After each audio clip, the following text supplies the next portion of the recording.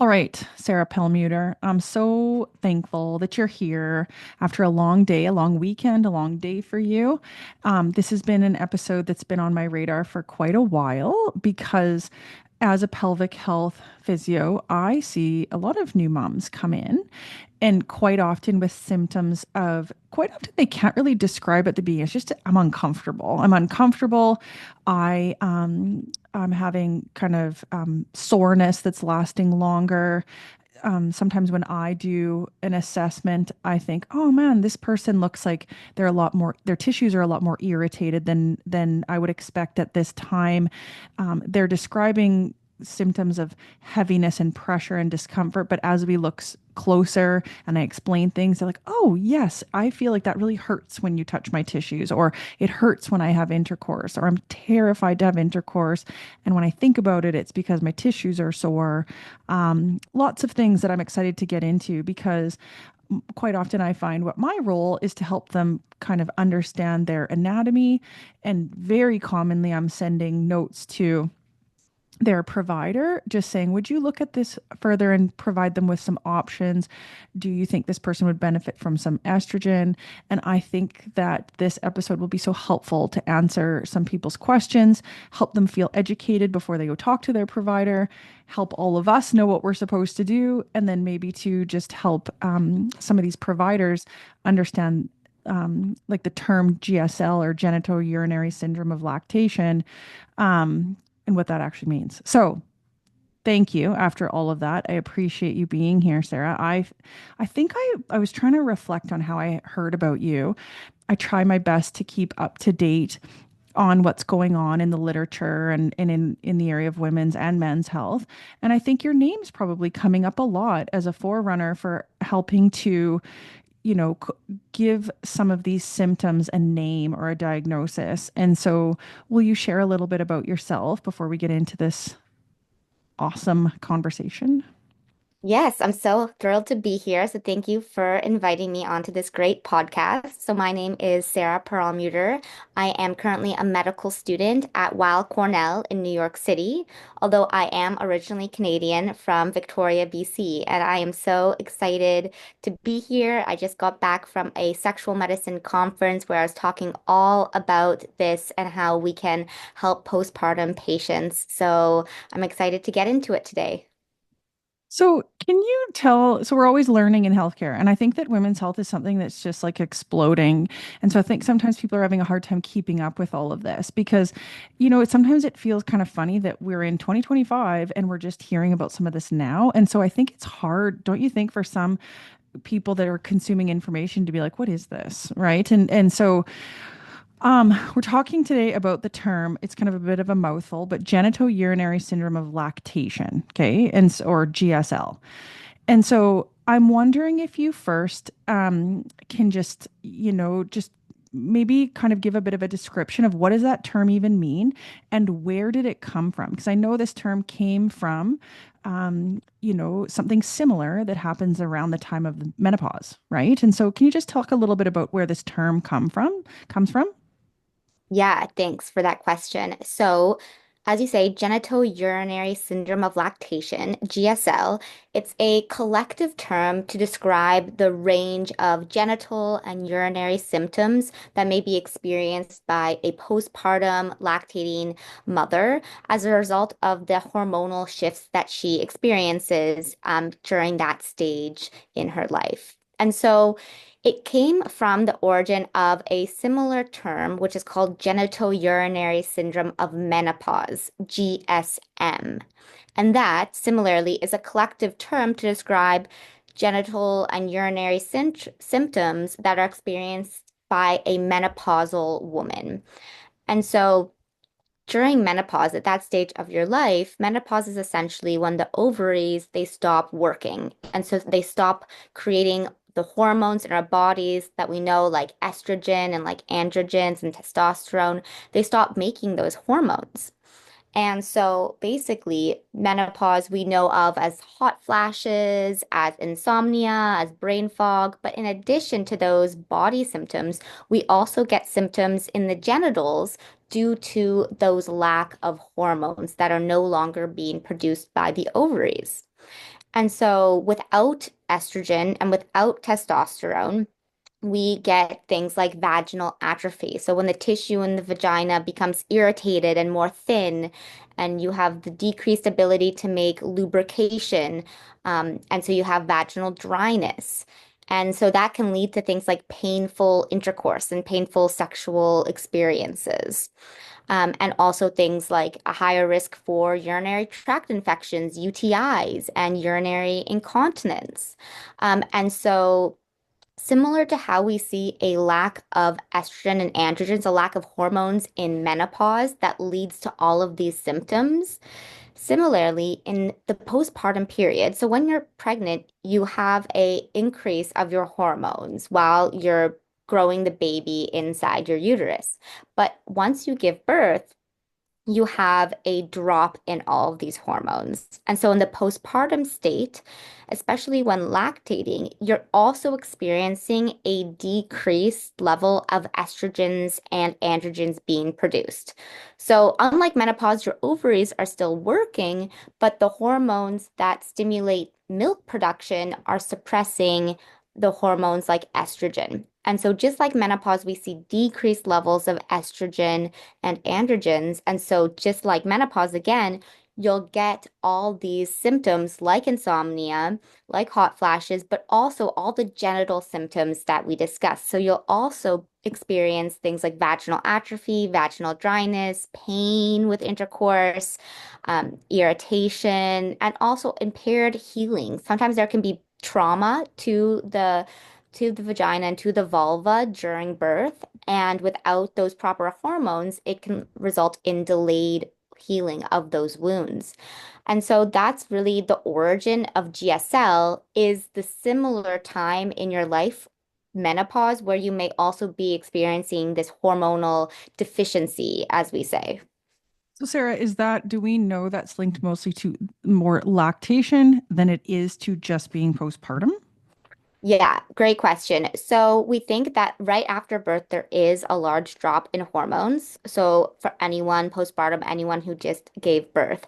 But after you give birth, your hormones will rebalance and reestablish to start working again. But in the case of lactation, so if you're breastfeeding, if you're pumping, if your body is producing milk, then your hormonal axis is shifted to allow for that production of milk. And so you have a high level of one hormone called prolactin that stimulates the milk production.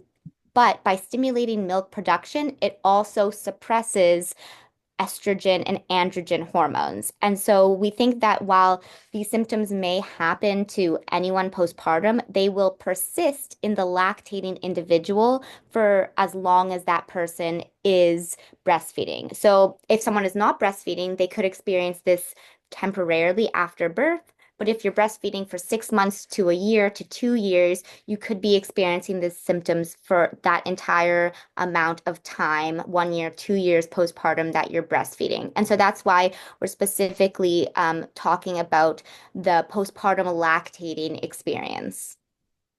So obviously this isn't a new thing because, women have been having babies for Mhm. ever and have many breastfeed.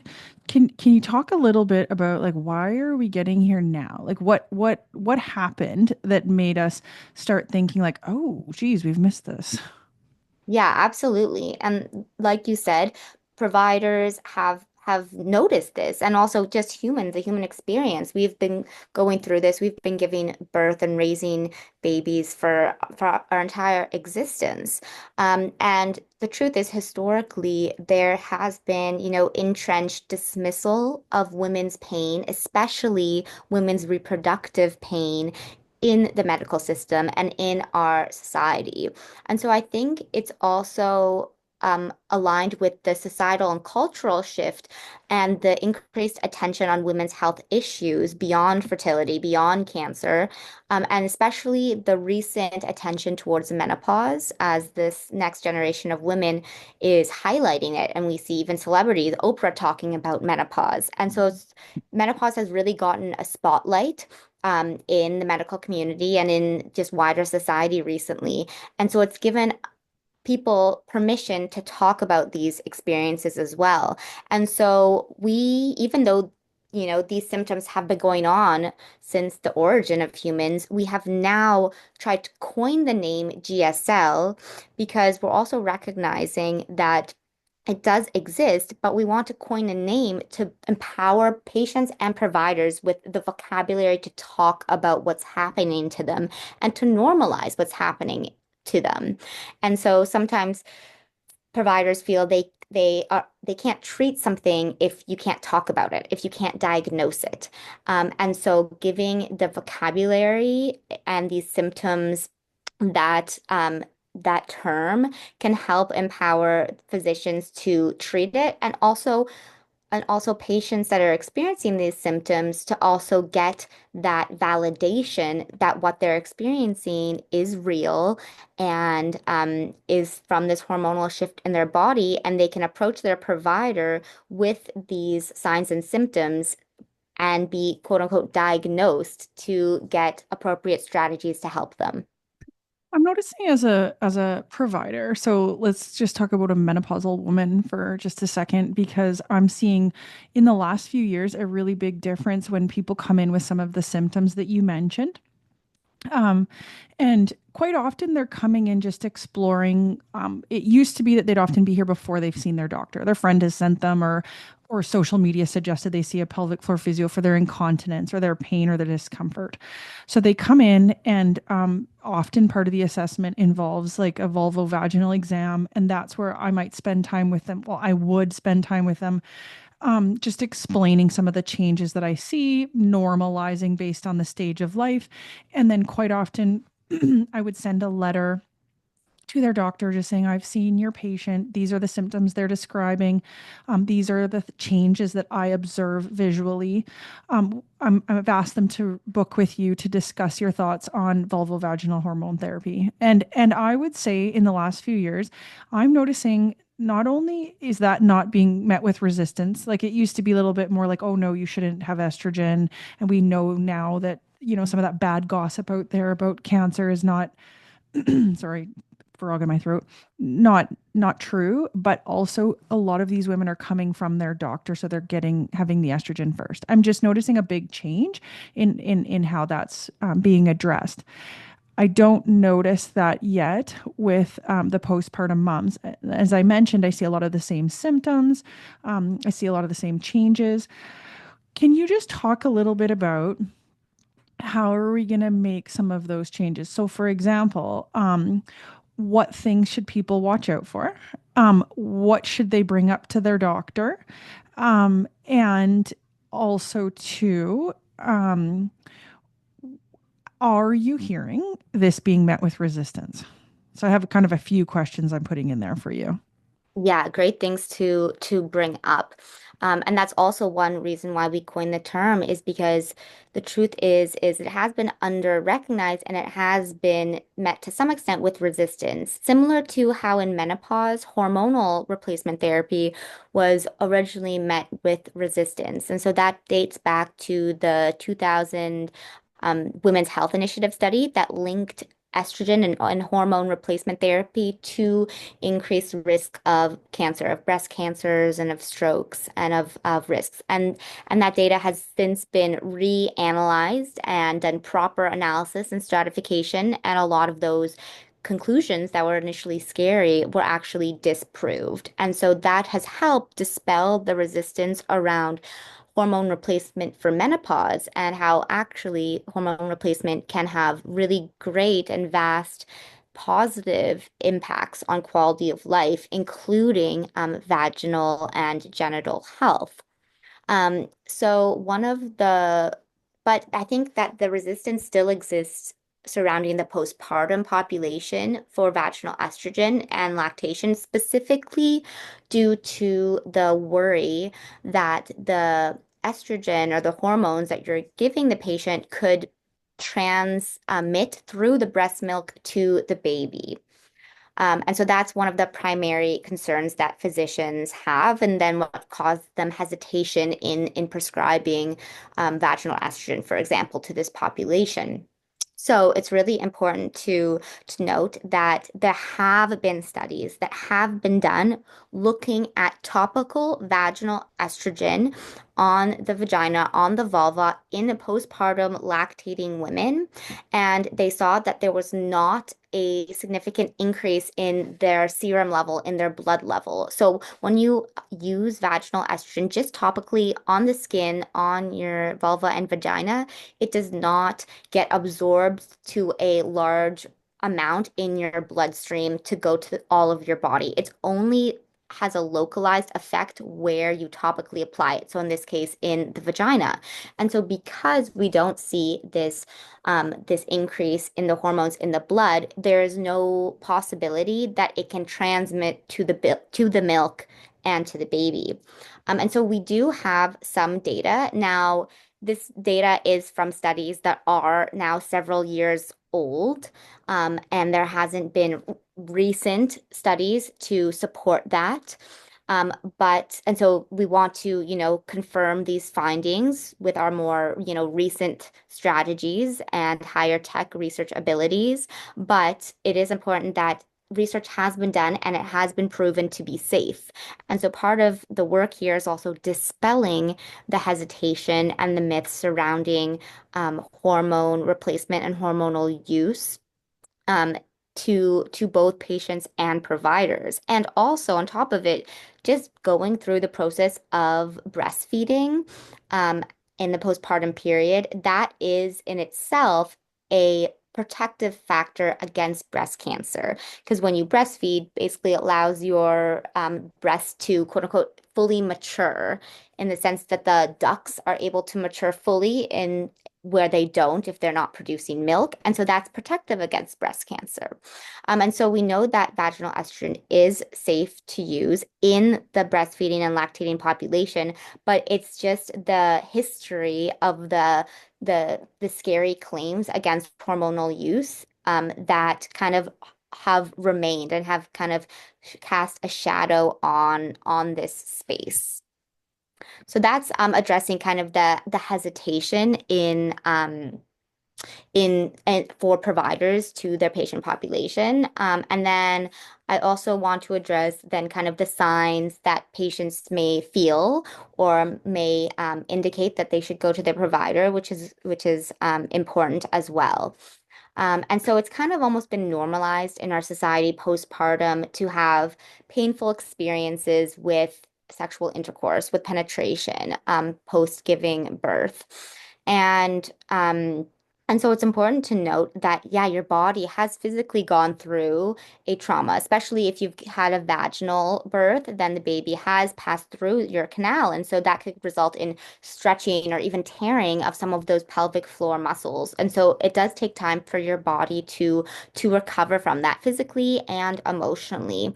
And so that's why typically we don't recommend trying penetration immediately after birth, and it can be extended, to wait on penetration for 6 weeks and really even longer after.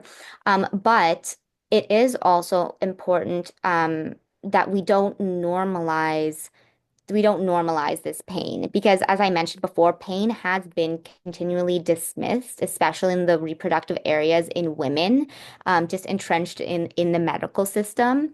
And now in 2025, it's no longer acceptable. And so we want to also empower these postpartum women that you shouldn't have to be in discomfort, in pain, with irritation, down there, especially at such a challenging and hectic time in your life where you're now suddenly caring for this another being. And so to approach your physician saying that you are experiencing discomfort or pain that you did not have before this experience.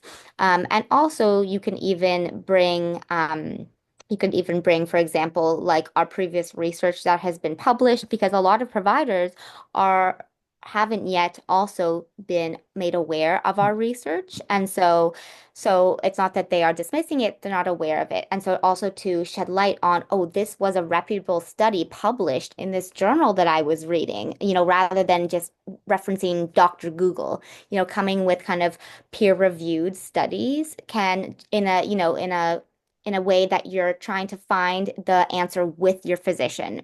And so you can make that communal discussion and be curious. Ask them, what do you think? How have you used vaginal estrogen before? What have you seen in your patients that have used vaginal estrogen to really include yourself in this decision-making process? So it's not just them telling you what to do, and it's not you directly telling them what you want. It's kind of this back and forth discussion of the current research and the current symptoms you're experiencing and how you can apply clinical strategies to help address your symptoms.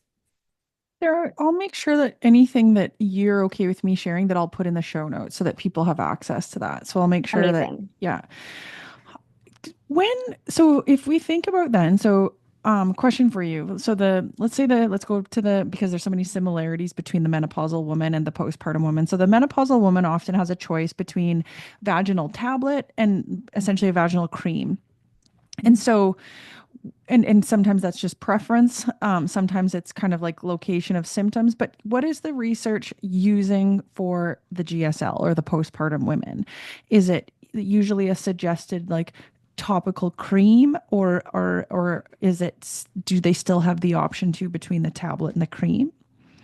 Yeah, great question. So, the research that had been done was using a topical cream to ensure kind of like that local transmission.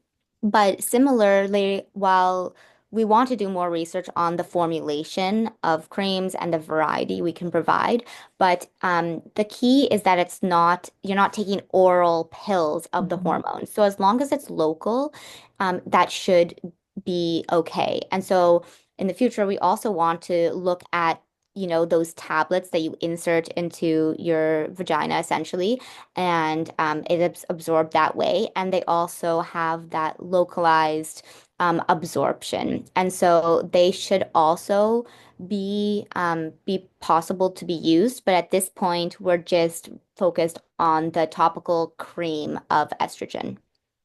So if I think about this clinically, like I said, I get a lot of people that reach out very early on postpartum, and a lot of that time, I'm suggesting to my clients because I used to work in acute care, and we see people after hips and knees and open heart surgery and brain surgery very early after to provide some guidance.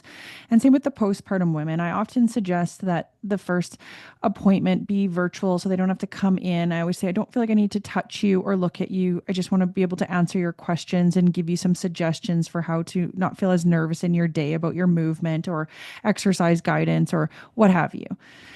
And then it's very normal, obviously, in the early stages postpartum after vaginal birth that someone would have discomfort, right? Like I wouldn't be surprised if someone said, I've had tearing, or maybe I haven't had tearing, but I'm uncomfortable to sit, or I'm uncomfortable transitioning from sit to stand. Like that's very typical. So, let's say then, quite often I would suggest that if they're wanting to come in person, I usually pick around the 6 week mark to come in. And if they want, I'll always offer like a vulvovaginal exam to look at their pelvic floor or help them understand again a lot of the questions that they have. A lot of them come in with a lot of nervousness around like how bad am I or how injured am I or it hurts. So can you please tell me what's going on? And this again would be where when I look, I can see, oh, okay, for 6 weeks, I feel like this is still pretty red, like looks almost excoriated on the inner labia. Or I can see where they had the tear. I'm like, huh, most people have a little bit more healing by this time. Like I can see this still looks really tender. You're flinching when I touch you. You're describing that it stings when you wipe your urine. You're still using a peri bottle at 6 weeks. Like those are the things that would be kind of like I expect you to have some discomfort, but I wonder. And I always openly say like I can't diagnose anything as a physio. I just think you should bring this up with your provider. I guess my question is just because people always have they'll have the question, how do I know when this isn't normal healing?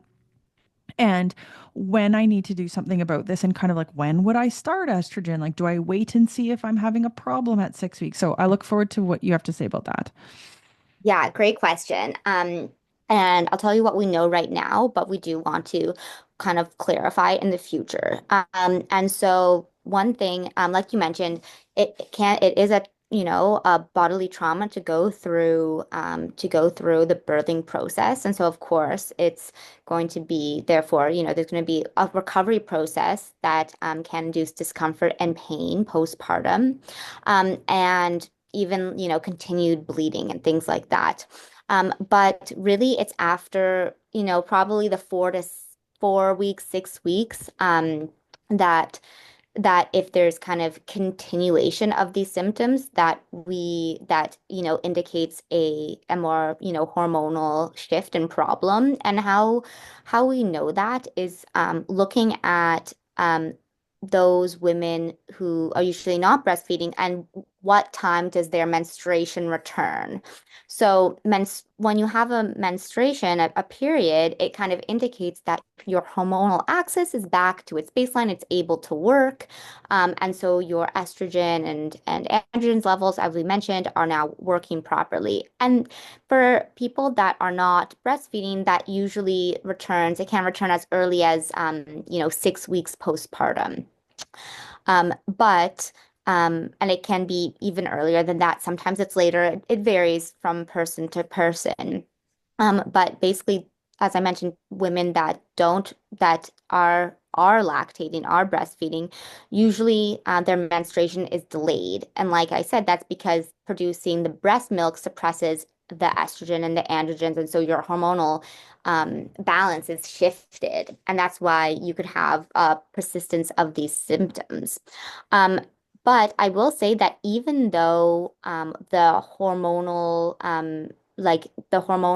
can be balanced, say at 4 weeks or 6 weeks, we don't have to wait to give them vaginal estrogen, because vaginal estrogen, if it's local, it has a lot of positive side effects and can help with tissue healing, because estrogen helps collagen production. And so you don't have to wait 4 or 6 weeks for persistence of these symptoms to then treat. You can do it as early as usually like 2 weeks. And we're thinking of doing a study of comparing the outcomes of starting vaginal estrogen immediately versus at 2 weeks postpartum versus at 6 weeks postpartum. But like I said, you don't have to wait, because estrogen, if it's locally given, like in the topical cream, it's not dangerous, and it can promote that tissue healing, and promote all those positive impacts on the vulva and vagina. And so right away, doctors are able to prescribe it. They don't need to necessarily see persistence of symptoms prior to prescription. And then it's really just the duration that will vary. So usually you use it as long as you're symptomatic. And once those symptoms resolve, you no longer have to continue applying the cream. So that would be different than what you would suggest for a menopausal woman then.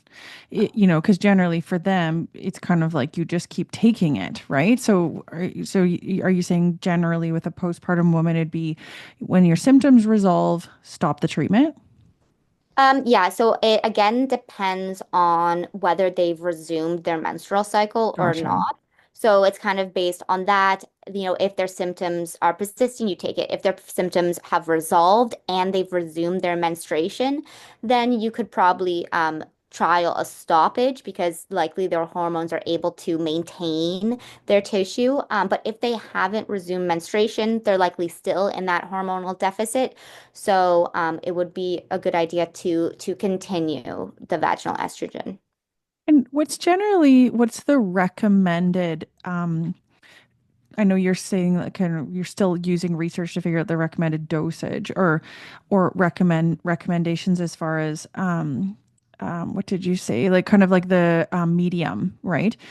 But right now, what would someone expect? Like if they were to use vaginal estrogen postpartum, would they expect similar to a menopausal woman that they use it daily for a while and then they go down to twice a week? Can you talk a little bit about that? Yeah. So right now, we're a little bit basing it off of similarly, like you said, the GSM, the menopause treatment where we provide hormones, vaginal estrogen.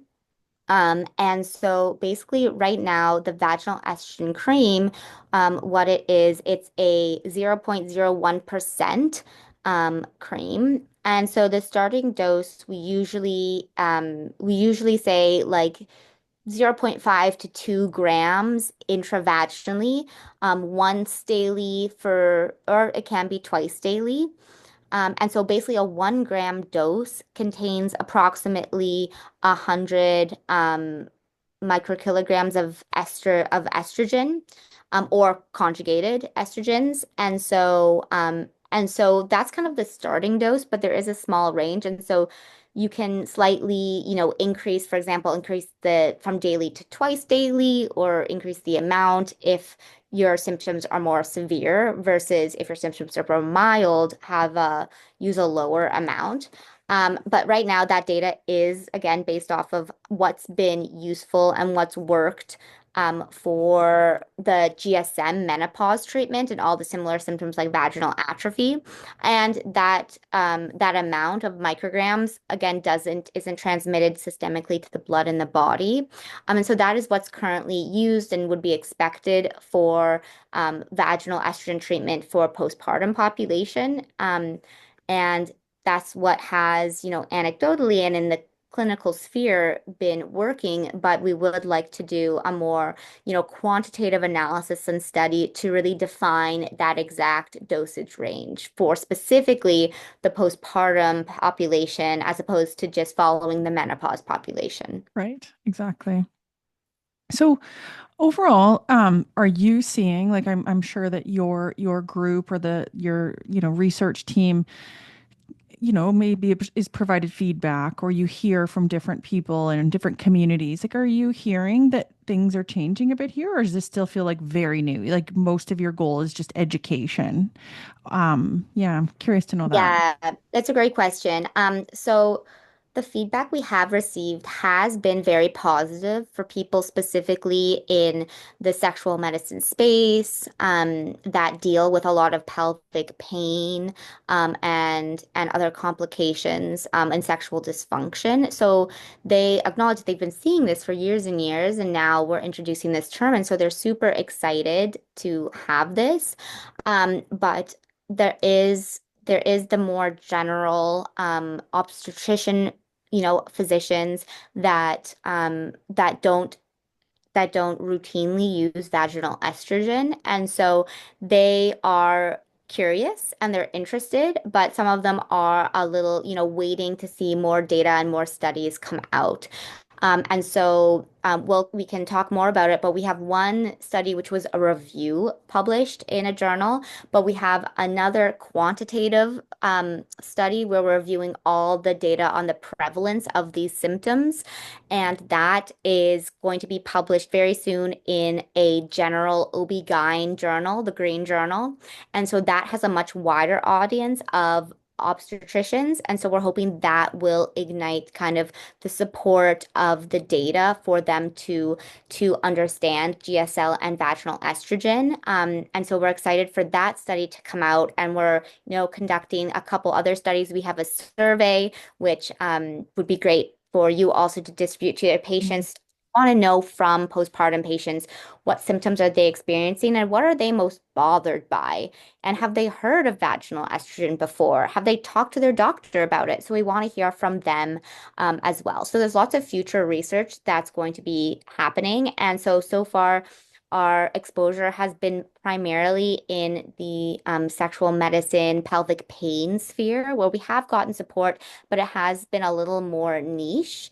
And so we want to expand more to just the general obstetrician population. So our upcoming publication will hopefully support us in that. Yes, I would be happy to share all of that. So, overall, it sounds like this kind of is like, if I look at another example, because we're not trying to say this is the only thing you need to feel better postpartum, because I think about things like, I don't know, use an example like your child's not sleeping. we can't say for every single person that's the same reason, right? We can't say, oh, your child's not sleeping for this one reason.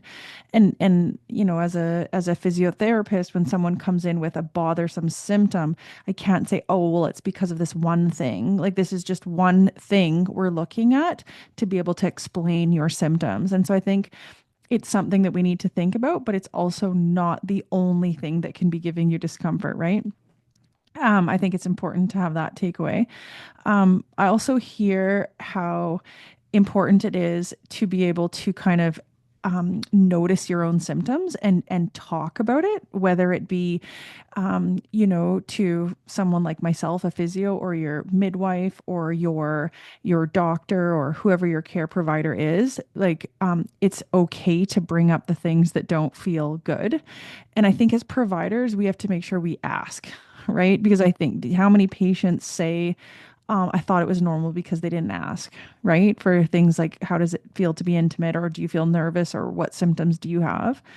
Um, and I also hear when you talk that there's a certain expectation that we're not going to come out of having a birth feeling amazing, that there is a healing time, or certain expectations that should be there. And just because your body doesn't feel great, it doesn't mean you're broken, right? It doesn't mean that something's Mm. wrong per se, right? Yeah, absolutely. Thanks for bringing all those points up. So important. First of all, talking. One first, just talking about the experience. And I think sometimes people go into pregnancy and to birth, and they don't know what to expect, and they haven't, you haven't talked about those symptoms. Sometimes it's still stigmatizing and taboo to talk about your genitals, especially when something may not be feeling so great down there. And so we want to, normalize it and talk about it. But like you said, birth is, it's a significant experience physically and emotionally. And it's common to also have trauma to the pelvic floor muscles. And that's why, vaginal estrogen is one strategy, but it's not the only one. And it's not right for everyone. There's other things like, vaginal moisturizers, and also like going to people like you, pelvic physiotherapists, to also look at their pelvic floor muscles are also important. And so it's part of that interdisciplinary care. And also, especially with pain, there's always a biopsychosocial aspect. So, they are having this massive life change. Now they're probably on barely any sleep. Feeding every couple hours, having to care for another being. Sometimes people, lose their own autonomy. And it can be very emotional as well. Hormones impact our emotional postpartum depression. It's very common. And so all of these changes are suddenly happening all at once. And so part of the work we want to do is just talking about it and setting expectations for that this is a drastic life change. And that's not just going to be smooth sailing. Your whole, daily life is now altered and really will be for the rest of your, raising your child. And so talking about that this is a very physical process and recovery, and talking about the support that exists. So, support to help, take care of the child, and also the resources for your own health. A lot of what we say is that, the parents will take their new child into the pediatrician, the first couple days, then weekly, then monthly, very, very frequently after birth. But the mother will only go see the obstetrician once at this, usually the 6 week mark. And then really like very sparsely over that if their overall health and they haven't had any complications. And so of course the infant's health is incredibly important, especially as a new being, but the mother's health is also of paramount importance. And sometimes all the emphasis is put on the baby, and we have to think, the mother's health is really important because she's a lot of the times taking care of the baby, and sometimes providing all the nutrition via breast milk. And so making sure that she is healthy and strong and equipped also emotionally to take care of her new child is also really important that we can't ignore. Absolutely. So I think it's so important. Like I said, I thank you. Like I not only do I know how much work this is, you're going to school and you're trying to teach the world about all of this important information. And yeah, I really appreciate you and everything that you're doing as well as all the people that you work with. Um, Sarah, is there anything that you feel like I didn't ask you or that we didn't bring up that's important for this conversation before we close? Um, I think just emphasizing again, like empowering, patients to bring up their symptoms, that they shouldn't have to suffer, that this isn't, normal, that and that we have strategies to help you. And then also to the clinicians, we do want, and all healthcare providers at this stage to proactively address genital symptoms because some patients don't bring it up, some patients don't know. And so on both sides, for healthcare providers to feel empowered to ask their patients and to know the strategies they can provide, but also for the patient side to speak up for yourself and stand up for yourself and be honest with yourself with reflection and then sharing that with your providers about what you are experiencing because we're on the same side as you and we're here to help. I think it's sometimes I use a like a parallel for people and just say, let's say this was your knee and you had Mm. had a surgery 4 weeks ago and you just kind of knew something wasn't quite right, or maybe the swelling was persisted longer than you had been told.